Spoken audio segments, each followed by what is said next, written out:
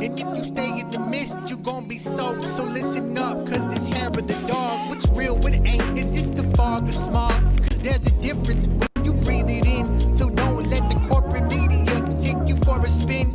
This that morning show, they put you in the know. So I hope that you ready, cause all we do is go, go, go. Yeah, come get your info, you gon' be like, whoa. Hair of the dog, we bout that, ayy.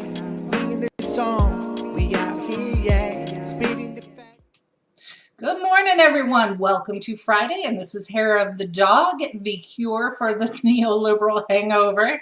We are here on the DLF network, and we welcome you to our program this morning. As always, we are live. So if you type in your comments, in whatever channel you're watching this on, Facebook, Twitter, Twitch, we will see those comments, and we invite you to join the conversation. So without further ado, let me introduce my lovely and talented co-host, Andy Kennedy. Good morning, Andy. Good morning, Carrie. How are you this morning? I've had way too much coffee and not enough sleep, so this should be awesome. It's funny you should say that because I just went up to refresh my coffee, and it's Friday, and my wife and I are under house arrest, as I explained last time, because my mother is coming to visit. And the coffee pot was empty, right? No. So officially, my wife is cramping my style. And Nurse Deb, shame on you. Nurse Deb is, she's going in places she doesn't normally go, and it's very upsetting to me, obviously, right? Because as a husband, you understand that you're king of your castle only when your wife leaves to go to work, right? So being here on my own is the only time I could, bark out orders and not have them rescinded. But the problem is that, when she's here, my bark is obviously worse than my bite. So she knows better. It's just it's a little frustrating, to grab it, especially when you take your cup and put it on the counter. You put your, sweetener and whitener. That's what I put in my coffee. Creamer. And then you grab the pot and it's empty. It's like, oh, good. This is good. Right. Well, so I'm like, all right, now I've got 1.5 minutes. I have to make more coffee. Right, exactly. Oh, so, I know there are people with worse problems in the world, but they don't live here. Well, I have already screwed up. I forgot to put the title on this stream. So for those of you just joining us and have no idea what we're ranting about, we have a very special guest today because here on this network, we're all about getting to the truth and pulling apart the complex stories and making sure that everyone understands exactly what's going on, because as we know, corporate media has their own narrative and sometimes it's not always factual. But first, before we get into that, I promised Jen Perlman and her volunteers that I would share this really excellent, snarky tweet that she put out. So here it is. Jen Perlman, for those of you who don't know, was running in the primary in Florida against Debbie Wasserman Schultz. Ooh. So Debbie Wasserman Schultz. Right. So what Debbie did a few weeks ago, we talked about the dirty deeds that happen to progressive candidates when they run for office, and we had this long list, and I'm probably going to give that off to Joseph Trina and the Dandelion Collective. So when they train candidates, new candidates, everybody's aware of this. And one of the tricks that actually happened to poor Jen was Debbie Wasserman Schultz stole her name and registered these two URLs, jenperlman.com and jenperlmanforcongress.com, and is holding them hostage. So Jen would like her name back, Debbie. Can you please release those to her? So my advice to any candidate who's thinking of running, whether it's dog catcher or Congress, and your election's a year out, buy your URLs right now. and make sure that apparently, though, Jen was able to purchase Debbie Wasserman Schultz is a establishmentcentricshitball.com.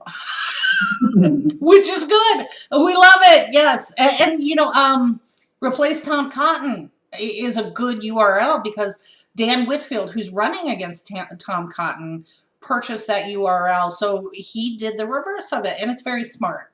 It's very smart. So if you're a candidate or you're planning to be a candidate or even toying with the idea, go get your URL because you don't want to go through a big battle or have what happened to Jen happen to you. But good luck to you, Jen, on that one. So yeah, we don't want to have to call her Debbie Wasserman Jen Perlman Schwartz because that's too much. Too much. It's almost like a limerick. Right. So, all right. So now we're going to get serious for just a moment here, as serious as we can be. We're going to switch gears and we're going to talk about what's going on in Kenosha. We're going to talk about all the misinformation and the campaigns that are coming out. For example, Jacob, the gentleman who was shot by police 7 times. What we saw was this huge misinformation campaign that has already started ramping up where people are saying that he raped a 14-year-old, and I got to tell you, that is absolutely bullshit. What happened was the alt-right put out a narrative used, I believe it was Rhode Island statute to try and say that Jacob was charged with raping a child, and that is a lie. That is a flat-out lie. He was not. But why is it that we forget due process whenever it's somebody who's shot by police? So we're going to get into some of that, but first I want to introduce a very special guest this morning. This is Ryan. Ryan was there, and we actually showed the video on Wednesday. And Ryan is pushing back on us as well as other journalists for that video clip because he says that it was cut too soon. So, Ryan, welcome this morning. Hi, everybody. Hey, thank you so much for joining us. So if you don't mind, I'm going to start first with the video so that everyone who didn't watch Wednesday for whatever reason can see what we're actually talking about. And then I'd like for you to speak to what was cut in this that we missed, okay? So here's the video. Trap this goddamn bullshit business in, I get it, but you left the city open. Well, do you know what the cops told us today? They were like, we're gonna push them down by you because you can deal with them, and then we're gonna leave. See? And then as soon as they said the that, second the shots fired, I had to tell like 6 people it wasn't fucking you guys. yeah. So like we fucking, as soon as they said that bullshit to us, people hurt. Oh, you're hurt. You need to. Okay, Ryan, that's all that was circulated. So what happened after this? You said it was a bad cut. It was cut before and after. What you see in the video is a discussion between myself and my friend that was there with me, who is also a veteran, discussing what was going on. And we had one individual from BLM who was not happy with it at all, and we all weren't happy with it. And we were trying to explain to him that we didn't know what happened. And then the guy who actually shot the footage came up, and me and him had a discussion, and he asked what we were doing out here. And I mean, I think it's Free Thought Project posted the full 30-minute video this guy put out. But the conversation was about 8 minutes long. And we were open and honest that we were typically sympathetic to BLM. I've done marches with them. We weren't there to be against them or against anybody. And they kind of picked the clip where I was telling them exactly what the cops had told us. And the other BLM member cut me off there at the end. And then further on down the discussion, we had the discussion about why the cops were fucked up for doing this. Mm-hmm. You know, they don't care about the people and stuff like that. And, you know, that's what was pissing people off. Okay, so let me make sure that I understand. You live in Wisconsin. Correct. So you saw all of this stuff going on in the headlines, and you went down to Kenosha for what reason? Primarily, we we're getting word from people that we knew down there that the government, the cops, they were doing absolutely nothing to protect the citizens of Kenosha, to protect their property. They were just protecting, government institutions, the courthouse and places like that. The places where the people who are angry about this, myself included, should be taking our anger out of them. Instead, they were gassing them, running over aid stations, and running them into the community at large and just letting what happened happen. Wow. Okay, so that is the reference to your statement that we saw in the video, that they said that they were going to push the Black Lives Matter protesters towards your group. Correct. They came up to us there about halfway through the night and said that's what they were going to do. And we were all like, "You're going to do what?" Like, no. Like, we don't want any part of this. And before we could even really react to it, they walked off, and here they came with their Bearcats and their Max Pros. So what do you think they meant by "you guys can take care of it"? I'm not really too sure. They didn't give us any further information on that. They said it, and they walked away, and they hopped in their cop cars and they left. Okay. And did they know that you were there to support Black Lives Matter? I don't think they understood what anybody was out there to do. We've had cops come up to us earlier in the day and say, one cop I had an exchange with before everything got started really was like, "Man, there's a lot of friendly guns out here. I feel good about this." And I looked him right in the face and I said, "We're not here to be friendly to you. Like, we're here to make sure the people in the area don't get hurt and that things don't get burned down." And he just kind of waved his arm at me and walked off. And so there was a lot of I think the police on the ground had a skewed view of what the people that were there armed were there to do.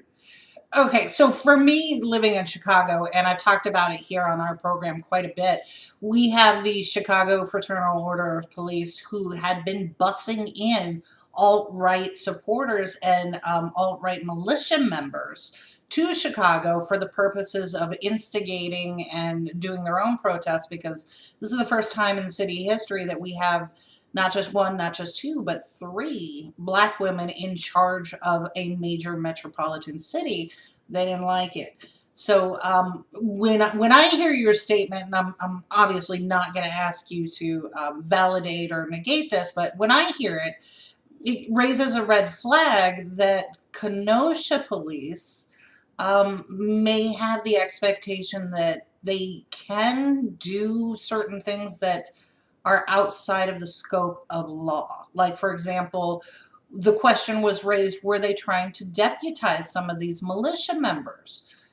Did you hear anything like that? It almost sounds like the pass that they were giving your group, not understanding your purpose there, was an informal way to deputize these armed militias. At the time, I didn't hear anything or anybody asking to be deputized. Before we went down, we saw the Kenosha Guard post, and we had all had our little talk on Facebook, and we're like, that's a fat op right there. They're trying to get people in there that they know they can catch up and wrap you up. We're not going to deal with that. We'll just go down there and find a business owner who needs help and help. And but as far as deputizing anyone, I didn't hear them say that, and nobody that I was around had talked about it or asked about it. Okay. I know that Kenosha Guard did ask to be deputized by the sheriff, and the sheriff said that he refused to do it. Okay, to clarify, Kenosha Guard is a militia. They're not actually National Guard. No, they're not National Guard at all. And I'm not sure if they were a militia that was formed well before this or just an impromptu thing. Mm-hmm. Okay. Can't really speak on that. Okay, fair enough. So did you actually have an opportunity to speak to the shooter that night, Kyle Rittenhouse? Yes, actually. When we rolled up down there, we found a bunch of young men armed in front of a business with the business owner. And we all kind of made the agreement, hey, you know, these guys look like they could use some help because there's only about 3 or 4 of them. And, you know, me and a couple other guys were veterans. We're like, you know, we can get in there and make sure dumb shit doesn't happen here right now. And we pulled in. There was another guy there who was working for the hospital to help secure that. And me and him chopped it up a little bit. He was in the 25th ID during the Global War on Terror. I was with 3rd ID during the Global War on Terror. We chopped it up a little bit. And he's like, you can, I'm not with these guys. I'm going to go back over there, but, you know, maybe you can help them out. And started talking to the young guys and the owners. The owners are immigrants. Family business, you know, and they were like, we lost $2 million worth of stuff last night, you know, please help us with this. And I said, cool. And I looked at all of them and I was like, okay, you guys look really young. How old are you? And they all gave me legal ages. So wait, let's stop right there. So of these 3, Kyle was one of them, and he told Kyle was in that group. And he told you he was over 18? Correct. And he was like, and I'm an EMT as well. And I'm like, cool, we're going to need a medic eventually at some point during the night, because we do expect things to get stupid, because they've been getting stupid throughout the week. Okay, so real quick, I just want those watching, we posted the links to 2 of the articles that are out now circulating about Kyle, and the statement you just made where he identified himself as an EMT, that has been debunked by the Antioch Fire Department, who said he only went through a class. And having myself been first responder certified, you got to go through a major course and certification and do testing. Correct. So he misrepresented those skills as well. Correct. Okay. Okay. So all around, Kyle was trying to get into something, from all appearances, allegedly. So after this initial conversation, these guys say that they're legal age and they're ready to do what did they say to you to indicate their purpose there? Their purpose, and they were very clear about it, was to protect those properties because they worked for the people that owned them or knew each other. And like, well, cool, there's only 3 or 4 of you. You know, there's about 5 or 6 of us that came down at that time. We had other people that came down after we had already set in. But I figured 10 people would be enough to secure one of the locations and, you know, be able to keep the crowd calm and make sure nothing got torn up. And then we were trying to figure out how we were going to cover both locations of what we had. And then about that time, a bunch of trucks and vans pulled in. And some of them were bikers. Some of them were, one guy announced himself as he had been a former Blackwater operative guy. And I was like, you know, I was regular Army infantry. And we kind of, you know, contractors do some things overseas that, you know, we're not okay with at times. So I kind of was like, well, Eric, oh, he can come with us. And I'm like, no, we don't want him anywhere near us. Like, these guys are trouble. And I was sitting there trying to get a little bit of on the ground intelligence and like, how far do the protesters typically get? Because the building we were at, which is where the shootings took place, didn't look damaged. There was nothing destroyed down there. I'm like, do they even make it this far? Like, do people even come down here to tear things up in front of the hospital? And they're like, nope, every night they've never not once made it down this far. And I'm like, cool. Then we're going to leave these guys here because that's where they're not going to get into a confrontation with someone because of the way they were armed. You could tell they were kind of there to do some trouble. And I got everybody up and we walked up to the northern building that the owners owned.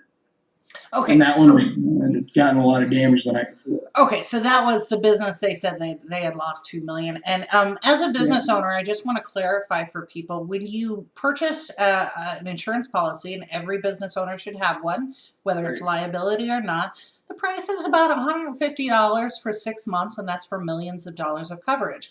Within that policy, depending on who you buy it from, is a loss of revenue, kind of an act of God clause. So these businesses who have insurance, while they're going through this, and it's heartbreaking, insurance policies should cover it. So for my personal view, this is me as a business owner, $150 is a lot less than the value of someone's life.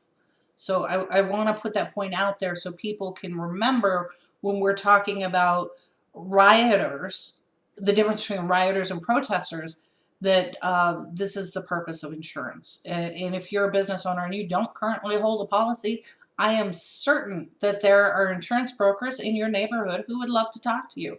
Make the call. So that's my rant, my mini rant. So, do you mind if I interject here for a second here? So, I read your post of the explanation of what happened on Facebook, and from what I understand is you clearly defined the difference between who were Black Lives Matter activists, protesters, and the militia that were there to protect them and businesses, the police, and then the other group that I didn't know about were who you defined as agitators. Now, according to you, the agitators were the ones that were causing the problem, that weren't affiliated with any group, but they were the ones that were going in and doing the damage to the local properties and setting fires and such. Correct. Okay. All right. So were these people well defined by you who they were? I'm going to go ahead. It's going to seem like I'm getting off track, but I'm going to go back in. Okay. So my brother-in-law is a organizer for BLM in our local area. I'm well aware of what their values are and what they stand for. BLM made it very open and clear to us when we engaged with them who the problem people were, and disavowed them instantaneously on the ground. It only took one encounter with an individual to figure out that that's what they were there to do. The Antifa guys, they were a little aggressive with us until they figured out that we weren't there to kill them, because they had been fed information that there were going to be people coming down there with the express purpose of shooting the crowd and all this other junk. And the agitators, they were the ones running around trying to set fires, and you could tell who they were because BLM would start to jump on them as well. So it wasn't like they were uniformed or had some very clear way of telling who they were, but their actions spoke volumes, and we all noted it. And this is including the one gentleman in the red T-shirt that had the clear plastic bag in his hand, right? That allegedly started the entire thing that happened with the shooter, and how that with who you know down there and how that started. Can you give us an idea of what happened? Yeah, we had encountered the first victim several times throughout the night. And we would always shoot him away by being vocally aggressive. He struck me as the kind of guy who wasn't going to do something unless he knew he had him out. He kind of had that. He gave you that feeling when he was around, that he was trying to do something more than what everybody else was there to do. And at one point earlier, before the shooting, about an hour before, somebody tried to set fire to a church. And they're a group of BLM protesters that we had dealt with amiably earlier in the night. He came running past, and these were skater kids, you know. They probably weren't over the age of 18 either. And they came running past with their fire extinguishers. They were running around putting out fires set by these people. And one of the girls who we had just taken down to the hospital so she could get worked on for the gas and whatnot, she pointed out, like, that guy just tried to set the church on fire. Watch out for him. So we already noted him in our minds. He disappeared for a little while. He came back and started getting aggressive with our guys. And we told him to fuck off, that that's not what we were here to do. You know, we're not here to fucking have a fight with you. We're here to make sure people are safe and that people's property doesn't get destroyed. And he was just like, fuck you, whatever. And then right about 30 minutes before the shooting, he went down to the gas station later in the night. He had that exchange with that individual. That was not Kyle. Kyle was with me during that altercation. We were working on a compound fracture at the time. Somebody got hit with a rubber bullet and bones sticking out and all this other good stuff. But 30 minutes before the shooting, we were walking through the crowd, you know, looking for people who needed aid. And him and two of his buddies walk up, and he looks at us and he goes, "If I catch one of you motherfuckers alone, you're dead." This is the guy in the red shirt that made that statement? Okay. And once again, you know, I'm in a crowd of protesters. We're not looking for an altercation. We're not looking to hurt anyone. We just want people to remain calm. And we'd said that to the cops as well. You guys need to be doing what you can to keep these people calm. And he was like, "Yeah, fuck you. If I catch you alone, you're dead." Oh. And then Kyle got separated from us, and then that's when the shooting started. Okay. Okay, so it'll, you know, all of this hopefully will come out in court in due process, right? Right. All of these charges against Kyle are alleged, and this is the whole point of the Black Lives Matter protest. We want due process for everyone, that the police themselves should not be executioners. We want everyone to have their day in court, including Kyle, right? So, interesting point. So while you were out there, and we saw the video and you know, this curious statement by Kenosha police, did you see them doing other things or make other statements that led you to believe that maybe something's going on here that shouldn't be? They never made any other statements beyond that made us feel like it was weird. Yeah, we had that exchange with the cop earlier on in the day who was like, "Yeah, it feels good having all these friendly guns out here." Beyond that, most of they seem to like, they kind of, you know how when your kid's doing something wrong and you kind of chide them and you kind of push them back on the right track. When we were visibly helping the protesters, what would happen? And we most of us are pretty anti-establishment. I mean, politically speaking, I'm a libertarian and most of my friends are. We kind of ride that line of anarchy a little bit there, but so we weren't going to like necessarily be siding with the police on anything. Oh. And they seem to kind of want to coax us in the opposite direction. And that's why I said in my statement that it felt like, because they had just gassed us when they threw us the water.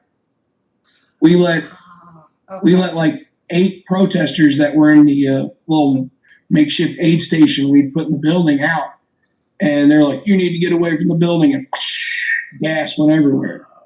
Whoa. Okay, so on that note, There was a video that surfaced that is now causing controversy. Kenosha Sheriff David Beth in 2018 made this statement that is now making the rounds. And I want to show this statement now. It's a short video clip, but I'm going to go ahead and cue that up.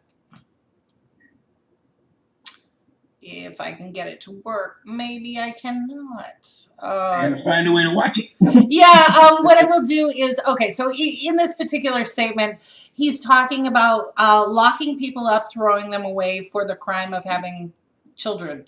And just a whole litany of things that actually violates Wisconsin law, Kenosha law, and the U.S. Constitution. And this is where I think we do our pushback here because as progressives, you know, we hear from both Democrats and Republicans that we're socialists. We're not. We are center policy, and we kind of have a thing for the U.S. Constitution. So what is alarming in this vein, and I think why libertarians and others can at least get together in agreement on this, is due process is guaranteed under the U.S. Constitution. And even something that we've talked about here, the heckler's veto. If I have First Amendment rights to free speech and for redress to protest, and my colleague standing next to me does something that's illegal, like graffiti or things like that, the police cannot shut down the protest. Right. Right. So you were talking about them tear gassing people and instituting we know that they instituted a curfew, but this Kyle was not necessarily, we saw a video where he was not challenged on that. Can you talk a little bit about what happened when they started issuing the curfew order and to disperse? For us, it seemed to not apply. We were, I mean, you see me on plenty of videos. We're walking around with impunity. The police did not want to cause a negative confrontation with us at all. And I think that was kind of part of the whole, well, we want to pump these guys up and think that whatever they're going to do is going to be okay and acceptable. And I mean, that's the way it started to feel to me. And all the veterans in the group, we started looking at all the people who weren't, and we're like, you guys need to really watch what you're fucking doing right now. And we started self-policing. We did have some people who were doing some things that were not okay. Right. And there were plenty of shouting matches amongst our group about that. You know, stop doing that. We had one guy who, he was just a little, he got scared because somebody had thrown a bottle that it turned out later on, it was filled with bleach and ammonia, and hit me with it, and it popped and exploded, and I was still kind of dealing with that. And he pointed his weapon at him after they had thrown it, and then the crowd got pissed off. And it was a large group of agitators at that time. Most of the BLM people kind of ran over when they saw what had happened. But they tried to get pissy with him, and I had to fight through it and tell him, hey, you know, I'm going to deal with that guy. But I don't know what you just threw at me, but you don't need to do that again. Right. Like, that's not cool. And I'm sure you're paraphrasing. A little bit, yeah.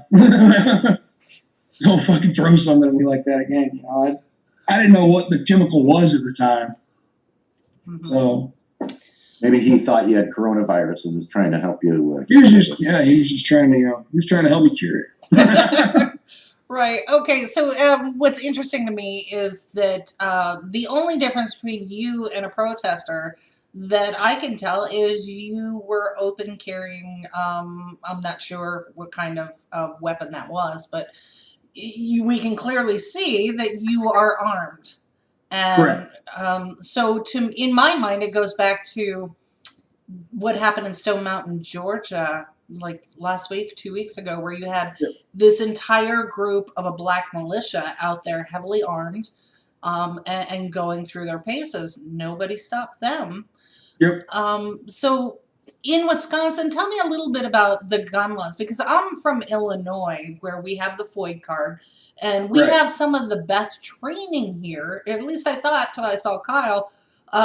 We have been the kind of the gold standard of training for safe and legal firearm owners. Right. But then we see someone like Kyle, and allegedly reports are coming out it was Kyle's mother with him. We're not sure. We're going to follow up on that. But how does this compare to Wisconsin with your open carry and ages and things like that? Wisconsin is a full open carry state. If you're above the age of 18, you can legally open carry a long rifle.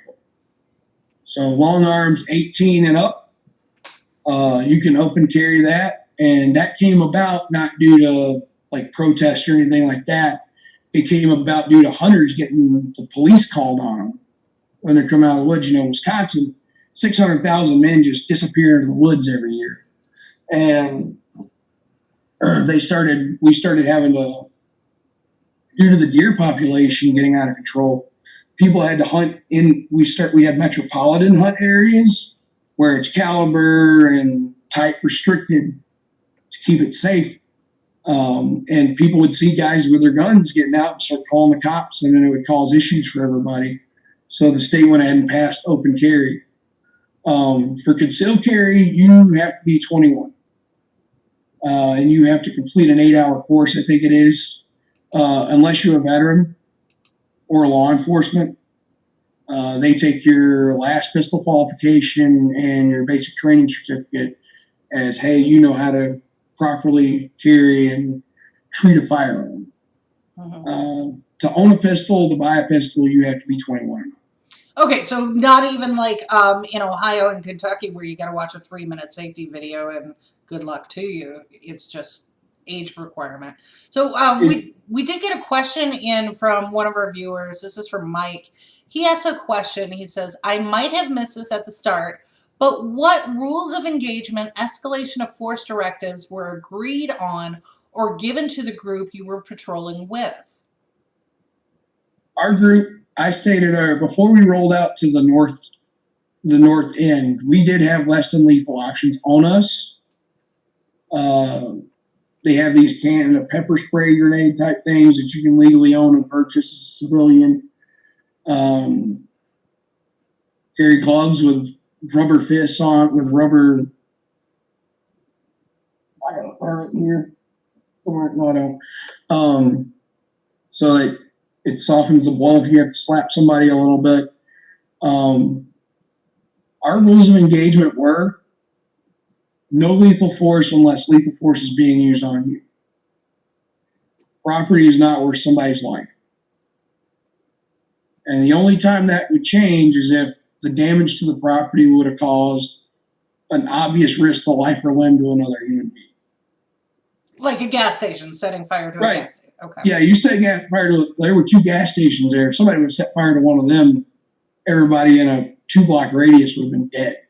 So, or yeah, somebody's carrying an obvious bomb or a pipe bomb or something like that. Right. It was very standard. Like I said, the vets that were out there were all GWAT vets, so we're used to a very stringent ROE. ROE is? Rules of engagement. Okay, thank you. The rules of engagement overseas for soldiers is way more stringent than what American police seem to be following. What an interesting point there, that in warfare, soldiers have a stricter set of rules than we are using here against our own citizens. And we talked about that a little bit with chemical warfare. So even the tear gas and things like that, that's against the Geneva Convention, but not for your own people. Right.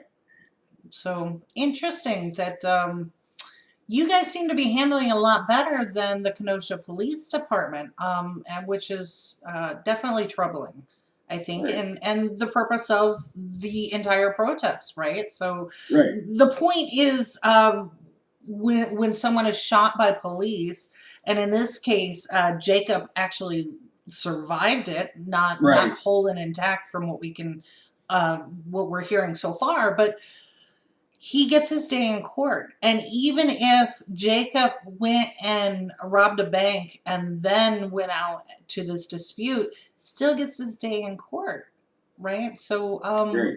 and then when we have somebody who's convicted, misdemeanor, state law, felony, and they go to jail, they serve their time. And the way that I was raised in this country was you pay your dues and then you come back to society. We don't hold it over you for a lifetime. Correct. That's the way it should be. That's the way it says in the Constitution. Yeah. Yeah. Yeah, but that's not profitable. No. No, it's not. So, all right. So now we've got this situation.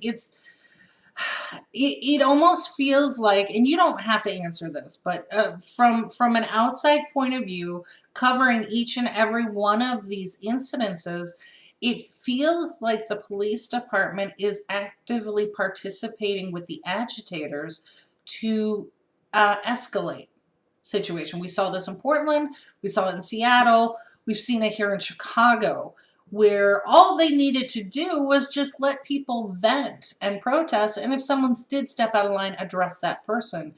Instead, they're firing rubber bullets, tear gas canisters, and in some cases, live ammunition. So what is your take on what's going on in Kenosha? Do you feel like that's the case, or are the pictures and reports that we're seeing from independent media, do we have it all wrong?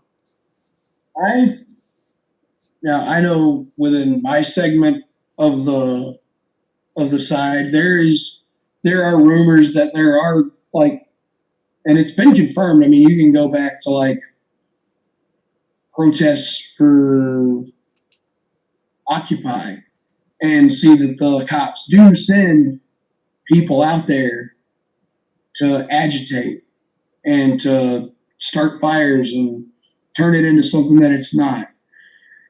I didn't see anybody who matched that description while I was out there, but they definitely were not interested in stopping it. I think that they knew they had enough bad elements coming in. Well, we were driving in, and I'll use the term infiltrate into Kenosha because you had to.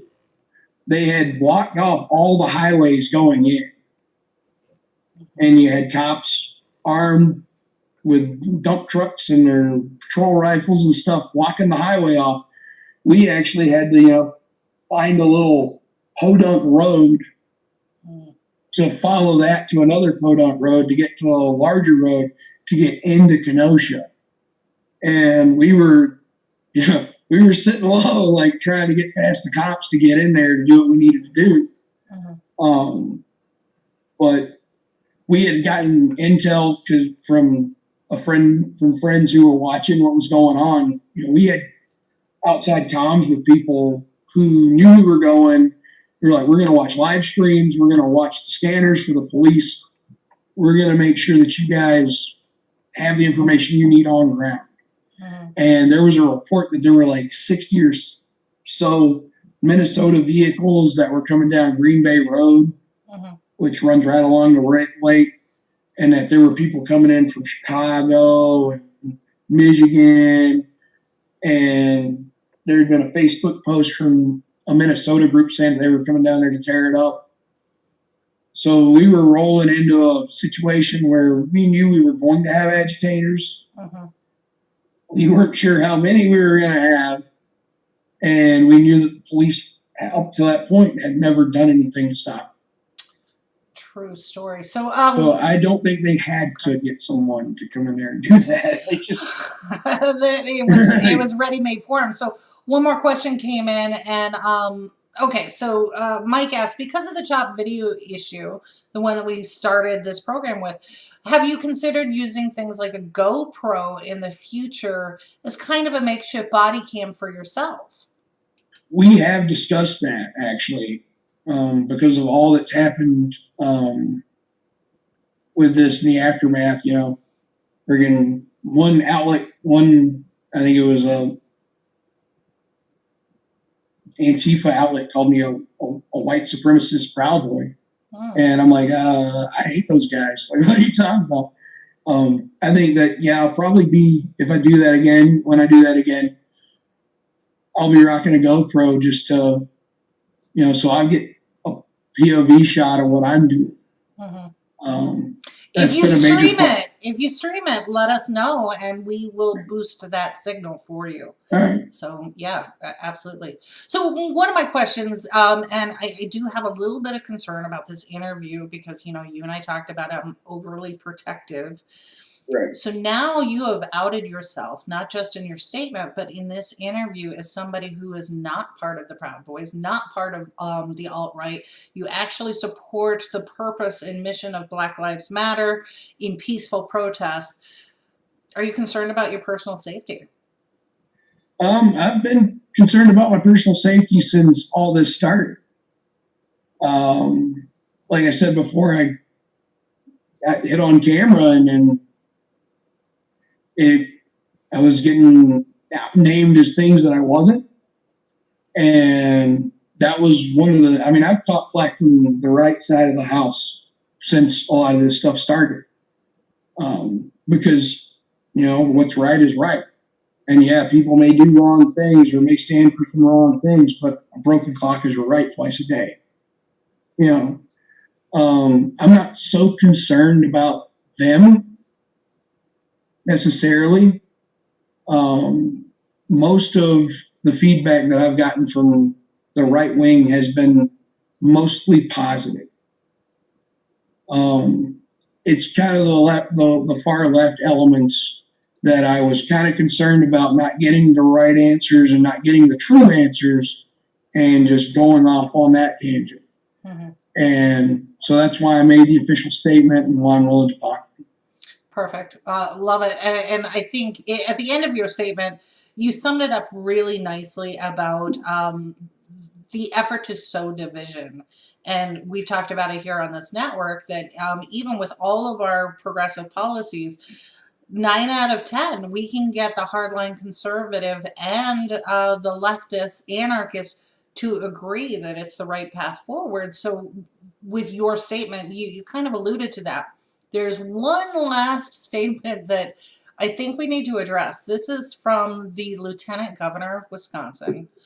And she posted this statement, and it was in the article that I just published a link to. So Lieutenant Governor Mandela Barnes, she was quoted as saying, "These armed men who have no connection to even the state."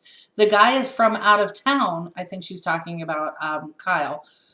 So think about how ridiculous that is, Barnes said. Who is he accountable to? Nobody. And for him, for him to even be able to shoot somebody and walk away from the scene, that they talk about finding a knife inside a car, not even on Jacob Blake's person.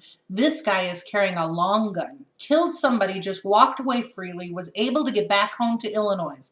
Then we got much bigger problems on our hands. So here she seems to be talking about the disparity in how police are treating these folks, whether it was the long gun that put them off or the color of his skin. He was able to walk with impunity even after witnesses said he shot somebody, and the police did not move on it.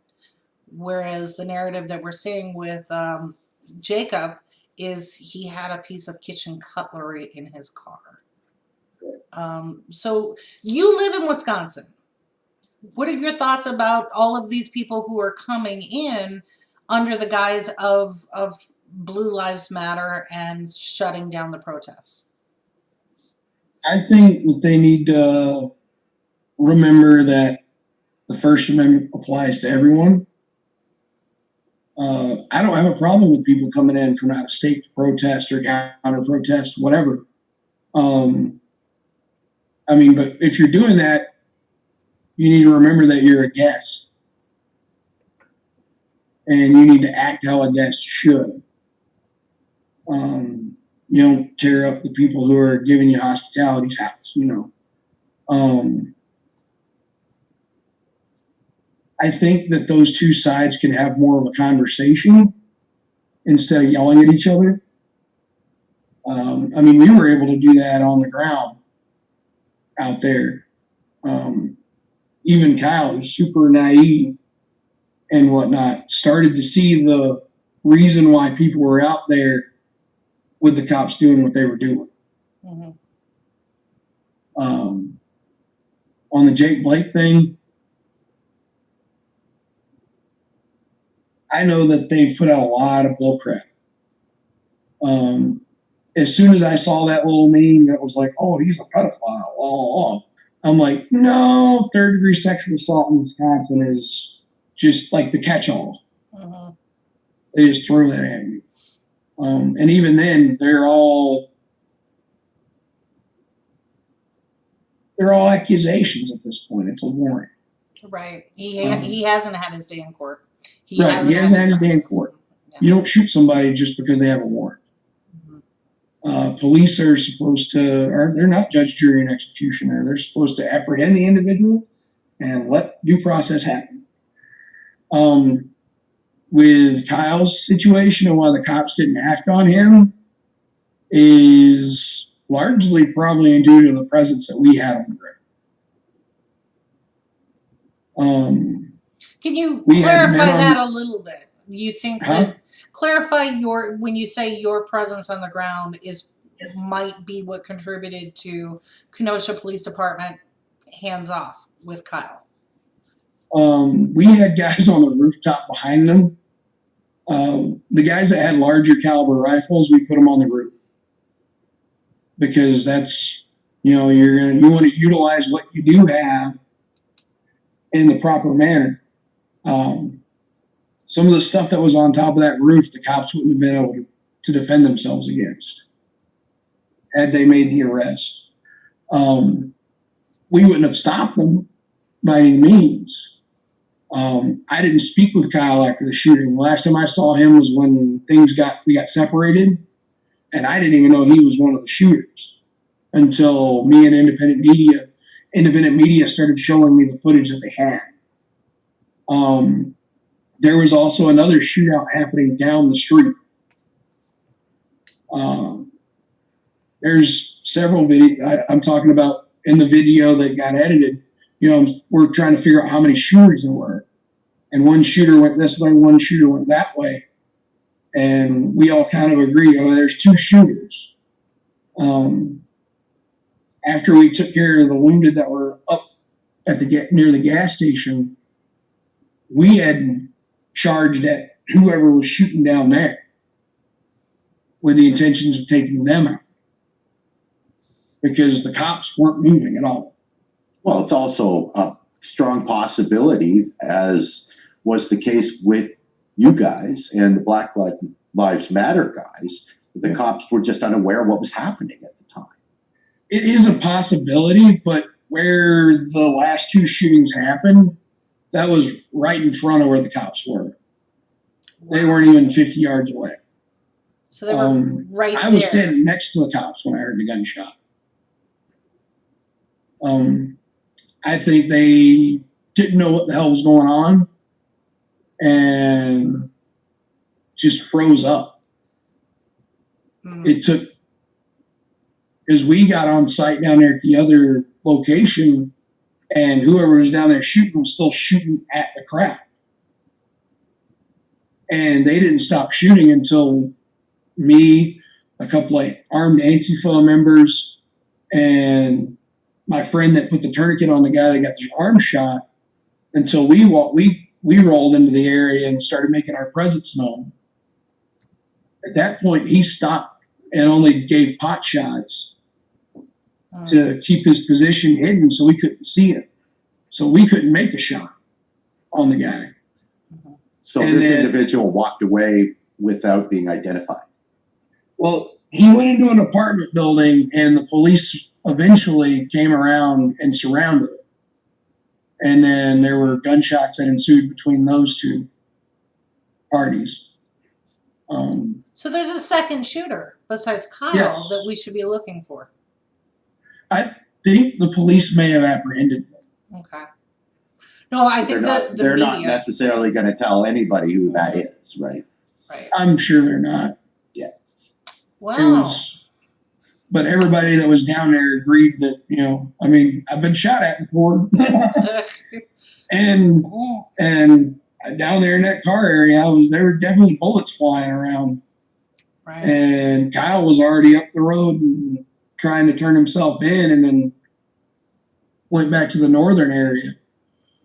Okay. This is definitely new information that is not being reported. So let's see if we can track this one down. So the only people that I have, and this is did knock me flat on my ass when I saw it. The only people that have actually said anything about it is the New York Times. And I was like, "Whoa, New York Times!" Okay.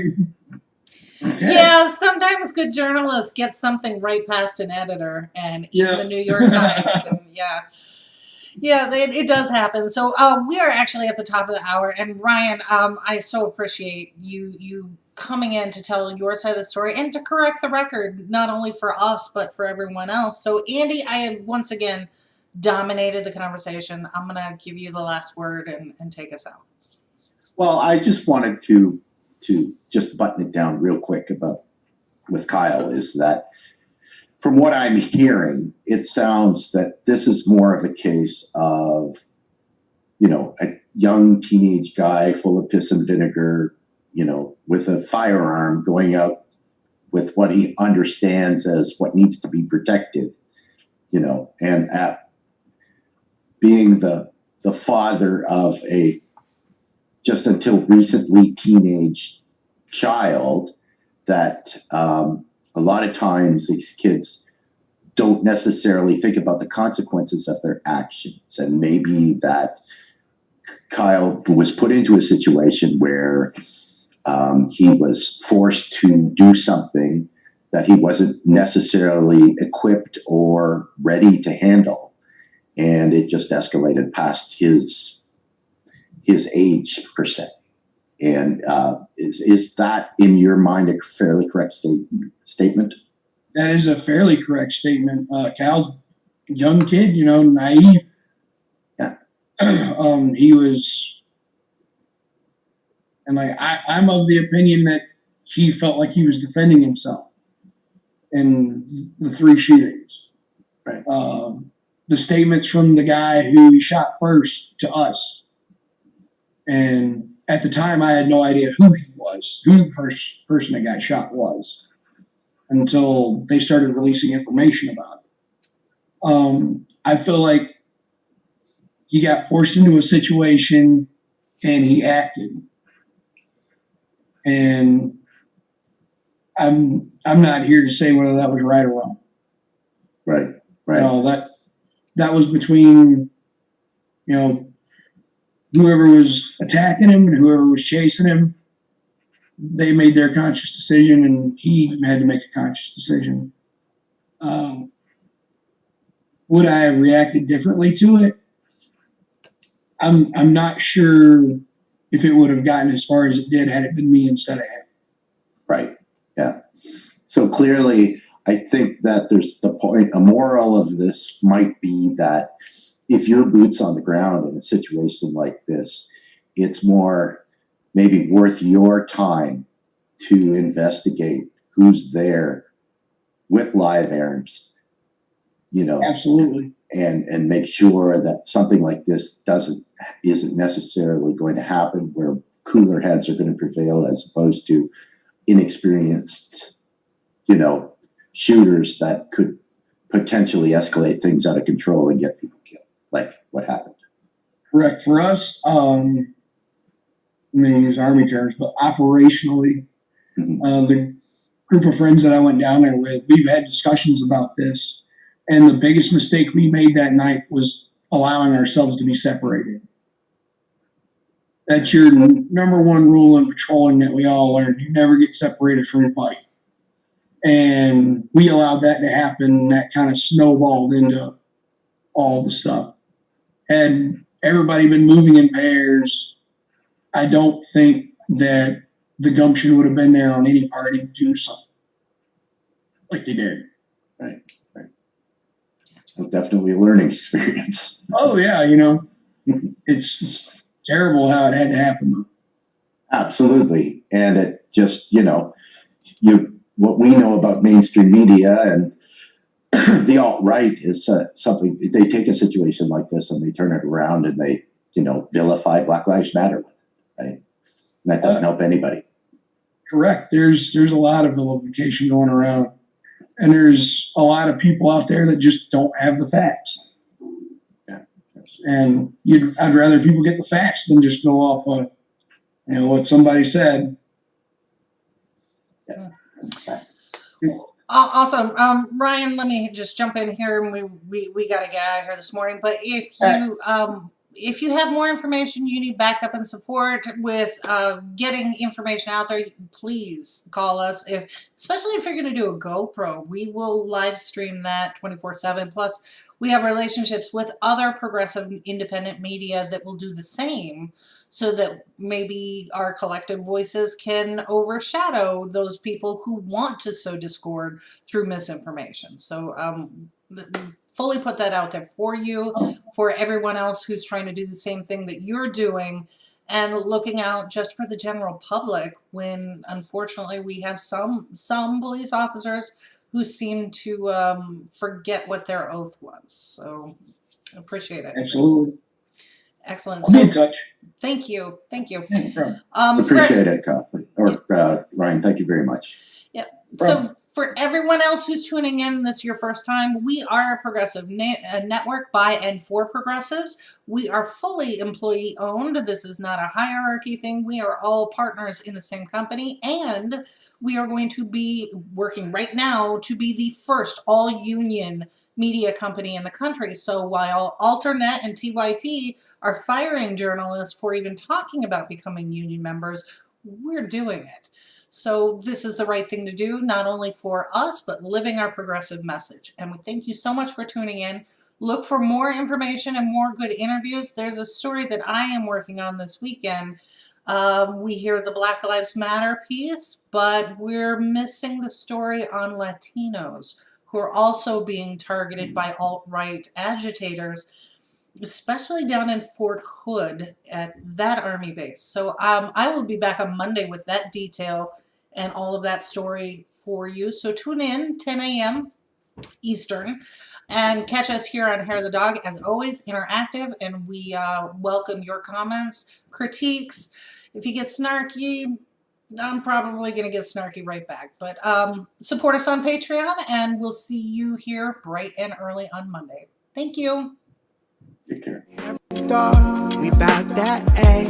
We in the zone, we out here, yeah. Spitting the facts, how it's supposed to be. Hair of the dog, we keeping it G.